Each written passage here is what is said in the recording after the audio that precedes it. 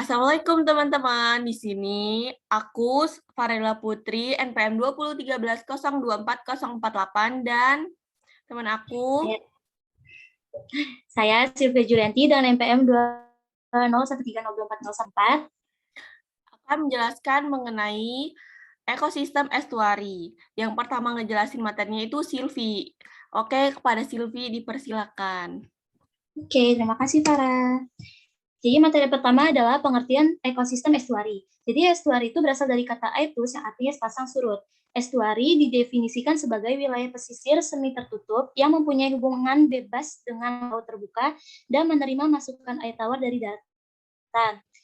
Estuari ini didominasi oleh substrat berlumpur yang merupakan endapan yang dibawa oleh air tawar dan air laut. Contohnya itu seperti muara sungai, teluk dan rawa pasang surut, teluk di pantai dan badan air di belakang pantai pasir. Selanjutnya ada karakteristik ekosistem estuari. Estuari merupakan daerah yang unik karena terletak di antara daerah kontinen dan laut yang memiliki bentuk panjang dan sempit menyerupai saluran. Salah satu ciri uniknya itu terdapat ekosistem mangrove baik pada daerah pesisir maupun pada bagian muara sungai. Kombinasi pengaruh air laut dan air tawar akan menghasilkan suatu komunitas yang khas dengan lingkungan yang bervariasi, yaitu seperti tempat bertemunya arus air dengan arus pasang surut yang berlawanan menyebabkan suatu pengaruh yang kuat pada sedimentasi percampuran air dan ciri-ciri fisik lainnya. Yang kedua, percampuran kedua macam alat tersebut menghasilkan suatu sifat fisika lingkungan khusus yang tidak sama dengan sifat air sungai maupun air laut. Yang ketiga, perubahan yang terjadi akibat adanya pasang surut mengharuskan komunitas mengadakan penyesuaian secara fisiologis dengan lingkungan sekelilingnya. Yang keempat yaitu tingkat kadar garam di daerah estuari tergantung pada pasang surut air laut, banyaknya aliran air tawar dan arus-arus lainnya, serta topografi daerah estuari. Estuari itu memiliki karakteristik yaitu berupa parameter fisik dan kimia tersendiri yang nantinya akan berpengaruh pada kemampuan atau toleransi kehidupan biota yang terdapat di sana.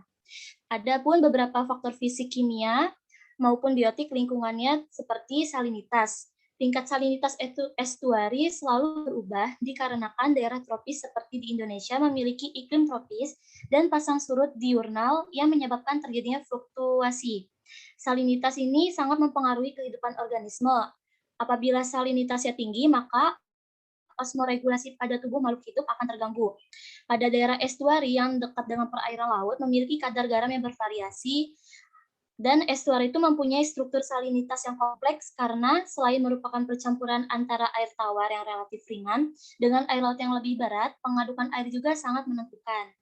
Yang kedua ada suhu. Suhu air estuaria memiliki fluktuasi harian lebih besar dibanding dengan perairan lainnya. Hal ini karena luas permukaan relatif lebih besar jika dibandingkan dengan volume airnya. Air estuaria cenderung lebih cepat panas dan lebih cepat dingin tergantung kondisi atmosfer yang melingkupinya. Alasan lain yang bervariasinya suhu pada ekosistem estuari itu adalah karena masuknya air tawar yang suhunya lebih dipengaruhi oleh perubahan suhu musiman. Perairan permukaan cenderung mempunyai kisaran suhu terbesar dibanding dengan perairan lebih dalam. Selanjutnya ada ombak dan arus. Terjadinya ombak tergantung pada luas permukaan perairan dan juga angin. Estuaria memiliki luas perairan terbuka yang sempit karena dibatasi oleh daratan pada ketiga sisinya. Dengan demikian, angin yang bertiup untuk menciptakan ombak juga minimal. Kedalaman dan sempitnya mulut estuaria juga menjadi penghalang terbentuknya ombak yang besar atau menghilangkan pengaruh ombak laut yang masuk estuaria. Selanjutnya ada substrat dasar. Kebanyakan estuaria didominasi oleh substrat berlumpur yang berasal dari proses pengendapan material, baik yang dibawa oleh air laut maupun oleh air tawar dari aliran sungai. Air laut dan air sungai itu membawa dampak partikel pasir maupun lumpur yang tersuspensi dan keduanya bertemu di estuaria. Di antara endapan lumpur adalah materi organik sehingga estuaria menjadi tempat yang kaya cadangan bahan makanan bagi organisme. Selanjutnya ada kekeruhan. Besarnya jumlah partikel tersuspensi menyebabkan pada waktu-waktu tertentu, terutama pada saat musim penghujan, di mana volume air tawar meningkat dan membawa material akibat erosi, menyebabkan kekeruhan meningkat. Pengaruh ekologis kekeruhan juga terjadi karena menurunnya daya penetrasi cahaya matahari ke dalam perairan yang selanjutnya menurunkan produktivitas primer akibat penurunan fotosintesis fitoplankton dan tumbuhan bentik. Selanjutnya ada kandungan oksigen. Kandungan oksigen ini sangat tergantung dari suhu, alinitas, pengadukan, dan aktivitas organisme. Estuari memiliki kandungan oksigen terlarut relatif tinggi. Pada musim kemarau, di mana suhu salinitas relatif tinggi, di permukaan perairan menyebabkan proses pengadukan dan distribusi oksigen dari permukaan ke dasar perairan sedikit terhambat, sehingga kandungan oksigen di dasar perairan menurun dan disebabkan juga karena tingginya bahan organik yang terdeposit atau tingginya populasi bakteri di dalam sedimen. Selanjutnya ada predasi. Predasi itu merupakan hubungan antara mangsa dan pemangsa atau predator. Hubungan ini memiliki hubungan sangat erat karena tanpa mangsa, predator tidak bisa bertahan untuk hidup. Semakin banyak predator yang terdapat di alam tidak diimbangi dengan jumlah yang sama dengan bangsanya, maka akan terjadi ketidakseimbangan alam. Sebaliknya, jika jumlah mangsa lebih banyak dengan predator, maka jumlah organisme mangsa lebih banyak dan keseimbangan akan terganggu. Selanjutnya ada jumlah organisme autotrof. Organisme autotrof itu merupakan organisme yang mampu menghasilkan zat organik yang dibutuhkan oleh konsumen. Organisme ini membutuhkan bahan berupa zat-zat anorganik yang terdapat di alam dengan bantuan matahari yang disebut fotosintesis, sehingga terbentuklah glukosa yang organik tadi.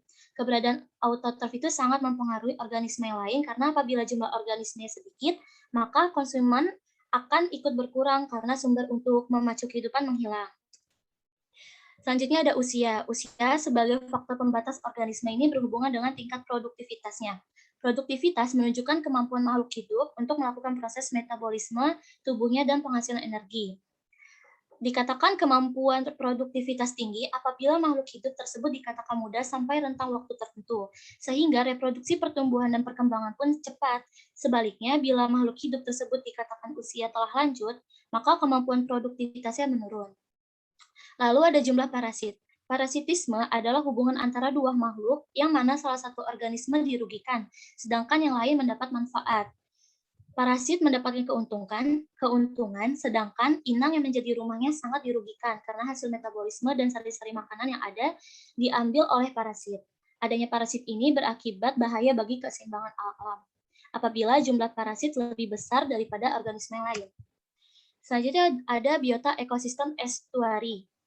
Di ekosistem estuari itu ada biota yang menetap dan sementara. Contoh spesies yang menetap itu ada kerang, kepiting, rajungan, dan ikan. Sedangkan spesies yang sementara menetapnya itu adalah larva udang, ikan salmon, dan ikan sidat.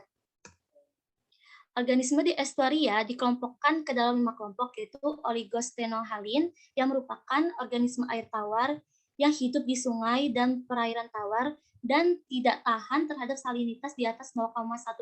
Tapi ada juga yang mampu hidup pada saat melintas di atas 0%. Yang kedua ada organisme estuaria. Pada umumnya merupakan organisme laut yang hidup di pusat estuaria.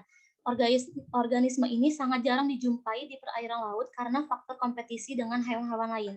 Ketiga ada Eurihalin, merupakan organisme laut yang hidup di daerah estuaria. Distribusi hidup organisme ini ialah wilayah laut sampai ke pusat estuaria, namun tidak tahan terhadap salinitas 18%, tapi ada juga sebagian yang tahan terhadap salinitas 5%. Yang keempat ada Polstenohalin, merupakan organisme laut yang hidup di mulut estuaria dan mampu hidup pada salinitas 25%. Yang kelima ada organisme Peruaya, kebanyakan berupa ikan dan kepiting yang menghabiskan sebagian besar siklus hidupnya di estuaria. Contohnya adalah kepiting bakau yang berupaya ke laut hanya untuk memijah, sedangkan daur hidup lainnya setelah memasuki fase remaja dijalani di estuaria. Selanjutnya ada interaksi antar komponen ekosistem estuari. Pada daerah tropis seperti di lingkungan estuari, umumnya ditumbuhi dengan tumbuhan khas disebut mangrove. Tumbuhan ini mampu beradaptasi dengan genangan air laut yang kisaran salinitasnya cukup besar. Pada habitat mangrove inilah kita akan menemukan berjuta hewan yang hidupnya sangat tergantung. Dari kawasan lingkungan ini terdapat komponen biotik pada ekosistem estuari yang dikelompokkan menjadi 5 kelompok. Yang pertama ada organisme autotrof. Autotrof ini merupakan organisme yang dapat mengubah bahan organik menjadi anorganik atau membuat makanan sendiri. Organisme autotrof dibedakan menjadi 2 tipe, yaitu fotoautotrof yang menggunakan sumber energi cahaya untuk mengubah anorganik menjadi bahan organik, dan yang kedua ada kemoautotrof yang merupakan organisme yang dapat memanfaatkan energi dari reaksi kimia untuk membuat makanannya sendiri. Berbagai organisme autotrof bertindak sebagai produsen karena kemampuannya untuk mengubah zat anorganik menjadi organik yang dibutuhkan oleh organisme lain yang dapat pula disebut sebagai produsen. Di dalam ekosistem estuari dapat dijumpai berbagai jenis produsen primer. Pada paparan pasir atau lumpur, ada juga lamun yang merupakan tumbuhan berbunga dan beberapa jenis alga, antara lain alga berfilamen seperti Enteromorpha sp dan Padina sp. Di dalam kolam air estuari juga dijumpai fitoplankton seperti diatom atau dinoflagellata. Selanjutnya ada organisme heterotrof, merupakan organisme yang memperoleh bahan organik dari organisme lain, contohnya itu hewan, jamur, dan bakteri non-autotrof yang disebut sebagai konsumen. Estuari kaya akan sumber makanan bagi konsumen primer dari rantai makanan. Sumber makanannya itu diperoleh dari besar jumlah detritus yang melimpah di dalam kolam air dan di dasar estuari. Contohnya itu adalah krustasea, siripedia, karang, dan keong. Selanjutnya ada organisme pengurai atau decomposer. Merupakan organisme yang menguraikan bahan organik yang berasal dari organisme mati. Pengurai disebut juga konsumen makro atau satotrof karena makanan dimakan berukuran lebih besar. Organisme pengurai menyerap sebagian hasil penguraian tersebut dan melepaskan bahan-bahan yang sederhana yang dapat digunakan kembali oleh produsen. Pengurai di daerah estuari adalah kepiting, kerang-kerangan, bakteri, cacing laut, dan jamur. Dan sebagai kawasan yang sangat kaya akan unsur hara, estuari dikenal sebagai sebutan daerah pembesaran atau nursery ground bagi berjuta ikan, invertebrata, atau kelompok infauna lainnya. Materi selanjutnya akan disampaikan oleh teman saya, itu Faradila. Itu Faradila, dipersilahkan. Oke, ini mengenai adaptasi organisme estuari.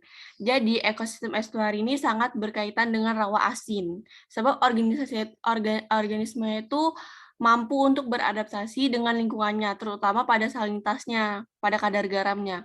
Jadi ada 3 jenis adaptasi. Yang pertama tuh adaptasi morfologis, adaptasi fisiologis, dan adaptasi lingkungan hidup. Pada adaptasi morfologis itu, ada organisme yang mendiami substrat berlumpur beradaptasi membentuk rumbai-rumbai halus atau rambut atau setae yang menjaga ruang pernapasan dari partikel lumpur seperti pada kepiting estuari dan beberapa anggota dari gastropoda. Adaptasi lainnya tuh ada pada ukuran tubuhnya tuh jadi lebih kecil. Contohnya tuh pada kepiting yang ucak itu.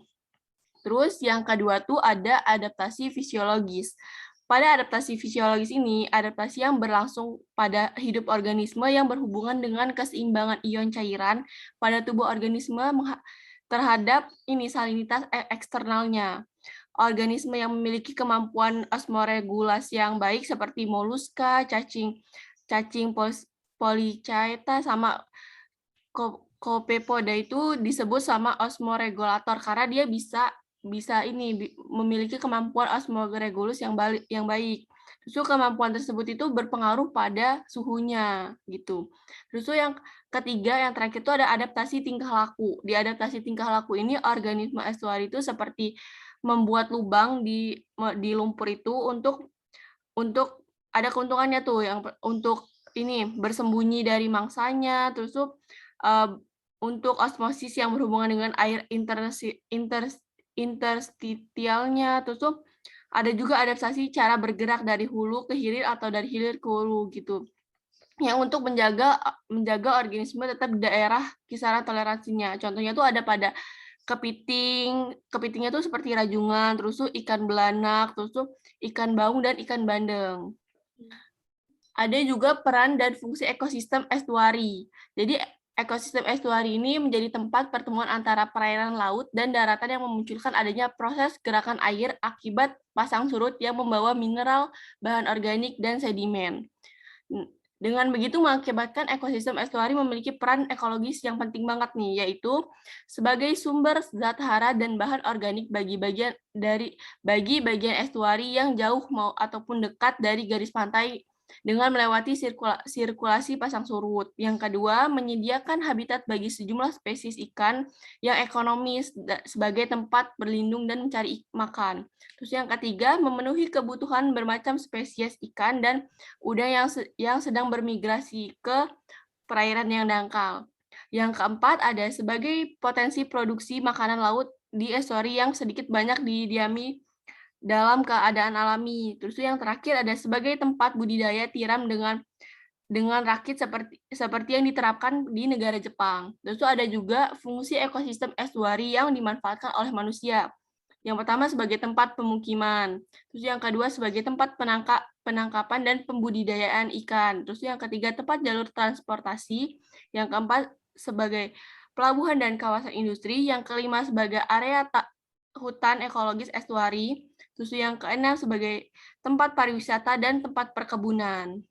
Juga interaksi ekosistem estuari dengan ekosistem lainnya di kawasan pesisir itu. Karena di kawasan pesisir nggak cuma ada nggak cuma ekosistem estuari doang, pasti ada ekosistem lainnya. Terus jadi daerah perbatasan seperti daerah pesisir dan estuari itu menjadi tempat bertemunya bagi banyak organisme.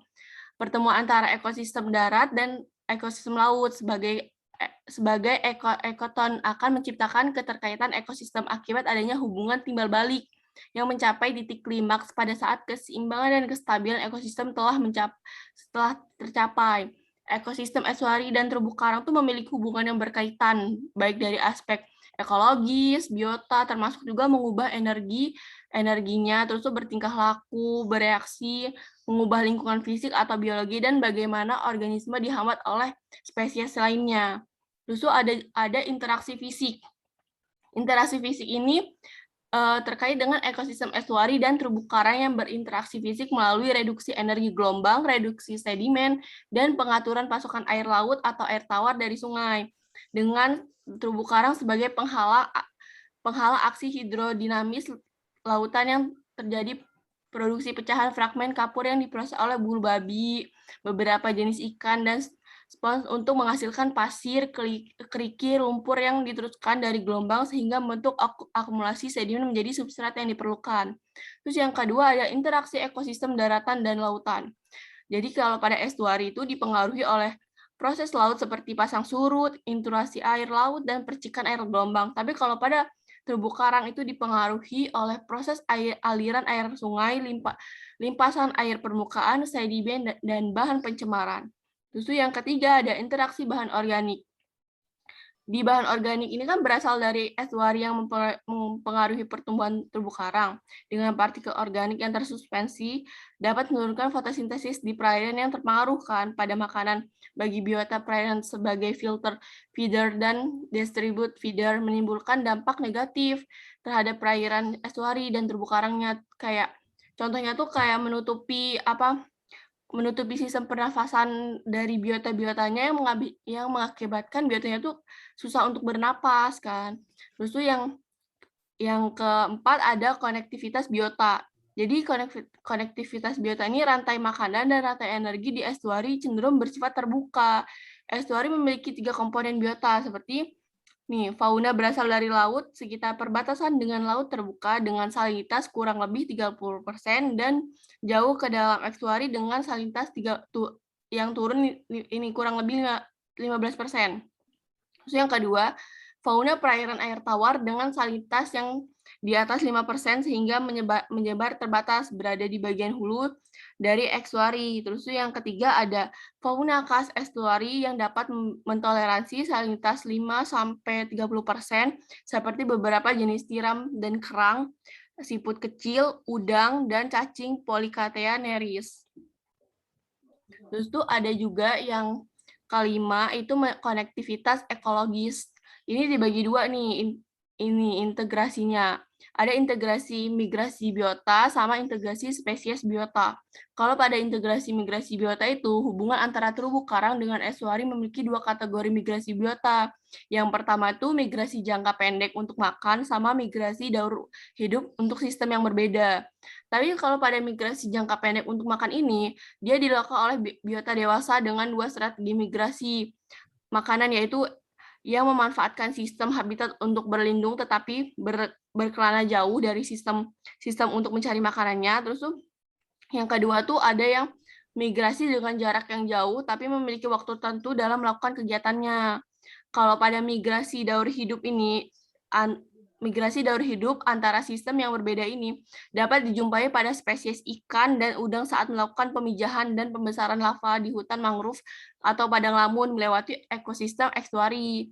Nah, nih, pada yang kedua ini interaksi spesies biota ini, biota yang hidup di estuari ini umumnya bercampur antara yang hidup endemik yang artinya hanya hidup di estuari yang berasal dari laut atau perairan tawar dengan kemampuan osmoregulus yang tinggi.